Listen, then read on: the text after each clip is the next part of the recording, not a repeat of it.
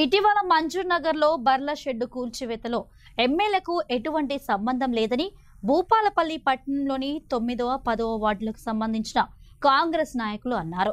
BRS నాయకులే కురాకుల ఓదెలు లలితను పావులుగా వాడుకొని సమస్యను సృష్టించారని ఆరోపించారు. ఈ మేరకు భూపాలపల్లి పట్టణంలో ప్రెస్ మీట్ ఏర్పాటు చేసి మాట్లాడారు. ఎమ్మెల్యే గండ్ర సత్యనారాయణరావు చేస్తున్న అభివృద్ధిని చూసి ఓర్వలేకనే బీఆర్ఎస్ నీచ రాజకీయాలు చేస్తుందని మండిపడ్డారు.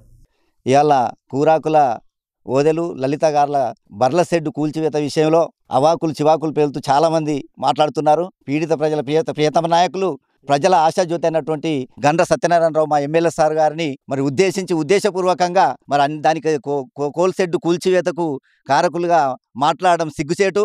పేదలను ఆదుకునడమే ఆయన పనిగా పెట్టుకుంటూ రోజు 18 గంటలు తిరుగుతున్న విషయం మనందరికీ తెలుసు. ఒక 2-3 గంటలు నిద్రపోతున్న వ్యక్తిగా మనకు సుపరిచితుడు.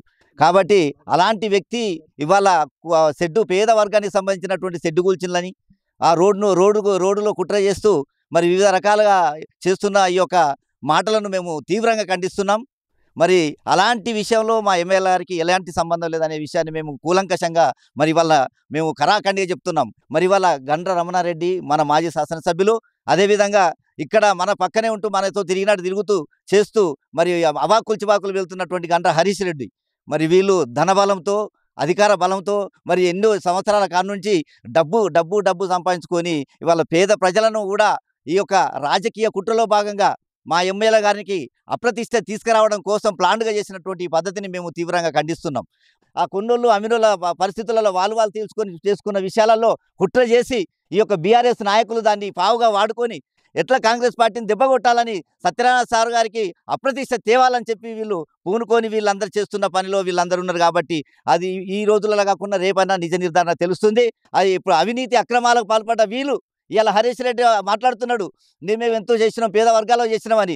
మీరు కౌన్సిలర్ చేసి ఇందిరమ్మ డబుల్ బెడ్రూమ్లు అని అవన్నీ ఇవని చెప్పి లక్షలాది రూపాయలు వసూలు చేసిన వాళ్ళని అందరినీ మేము తీసుకురావాలా?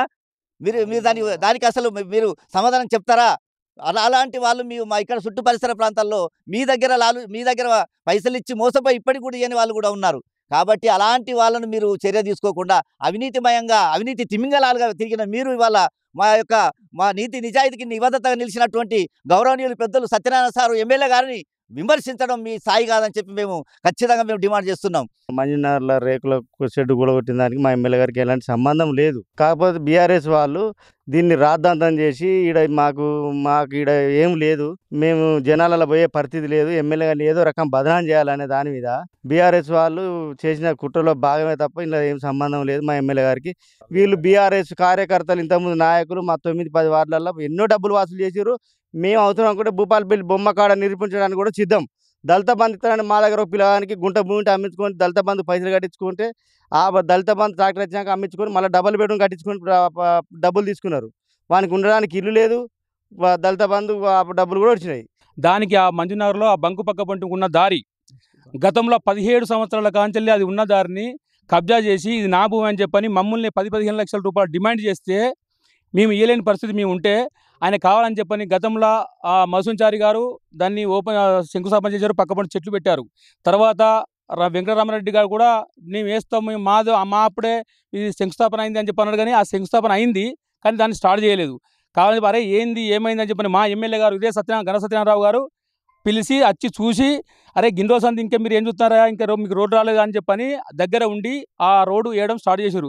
దాన్ని పెద్ద ఇష్యూ చేసుకొని నాకు 15 లక్షల రూపాయలు నాకు ఇవ్వాలి అని చెప్పి మా కాలనీ వాళ్ళను డిమాండ్ చేస్తే మేము ఇవ్వలేని పరిస్థితి మేము ఉన్నామని చెప్పి చెప్పుకున్నా. మేము బదిలాడినా కూడా మాకు ఆ రోడ్డు కాకుండా నేను వేయిస్తాను చెప్పని ఆడ కంకర కుప్ప పోసి సంవత్సరం కాంచెలు దాన్ని చూపెట్టుకుంటా కాలయాపన చేసిండు.